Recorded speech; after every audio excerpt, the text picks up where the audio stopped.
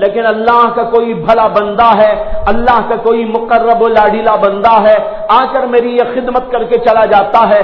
حضرت عمر بن خطاب رضی اللہ عنہ سوچنے لگے میرا جو ہے آنے میں تھوڑی سی تاخیری ہو رہی ہے، چلو اور بھی زیادہ جلدی جائے۔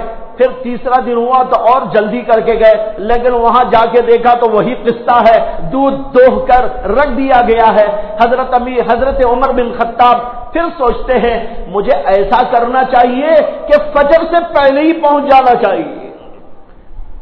چنانچہ ایک دن وہ فجر سے پہلے پہنچے، فجر سے پہلے وہاں پر پہنچے تو دیکھتے ہیں امیر المومنین ابو بکر صدیق رضی اللہ عنہ دودھ دوہتے بیٹھے ہوئے۔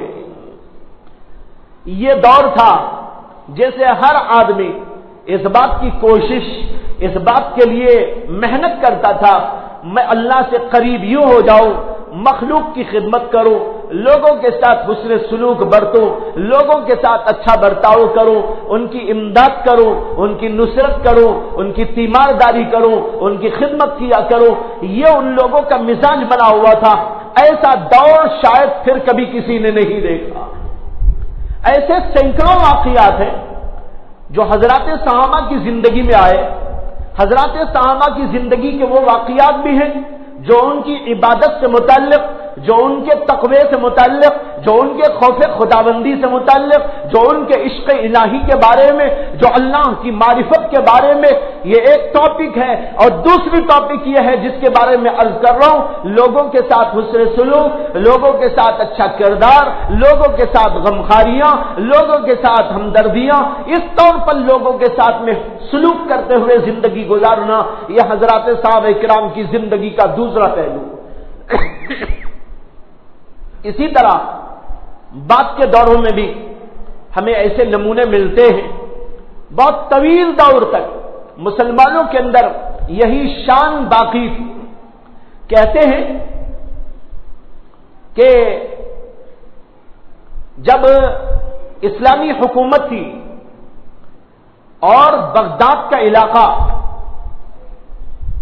یہ بہت آگے بڑھا ہوا تھا اور ہر اعتبار سے فراوانی تھی، ہر اعتبار سے لوگ سکون کی زندگی گزار رہے تھے، اور لوگ اس زمانے میں سمجھتے تھے جہاں جہاں اسلامی حکومت ہے وہاں کے باشندوں کو ایسی راحت نصیب ہے کہ یوں معلوم ہوتا ہے کہ ان کو تو جنت ملی ہوئی۔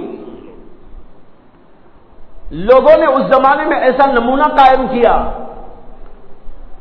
پریشانیاں ہیں تو الگ، لیکن وہاں پر جو حکومتوں نے لوگوں کے واسطے ایک ایسا نظام قائم کیا جو نظام لوگوں کو راحت پہنچاتا تھا، سکون دیا کرتا تھا، الفت و محبت قائم تھی، ایک دوسرے کے ساتھ ہمدردی و غمخاری کے جذبات کار فرما تھے، ایسا دور وہاں پر قائم ہو گیا۔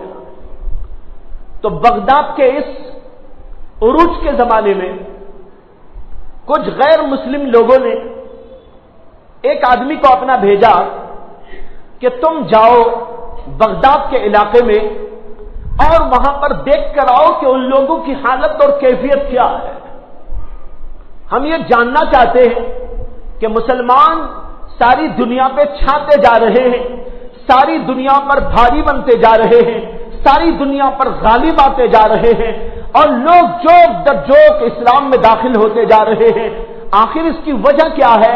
ہم یہ جاننے کی کوشش کرنا چاہتے ہیں۔ لہذا ایک بہت بڑے عقل مند انسان کو تیار کیا انہوں نے، اور بطور مہمان اور وزٹر کے انہوں نے بھیج دیا بغداد کے علاقے میں، وہ وہاں پر جائے، گشت کرے، لوگوں میں اٹھے اور بیٹھے، اور پھر دیکھ کر آئے کہ وہاں کی حالت اور کیفیت کیا ہے۔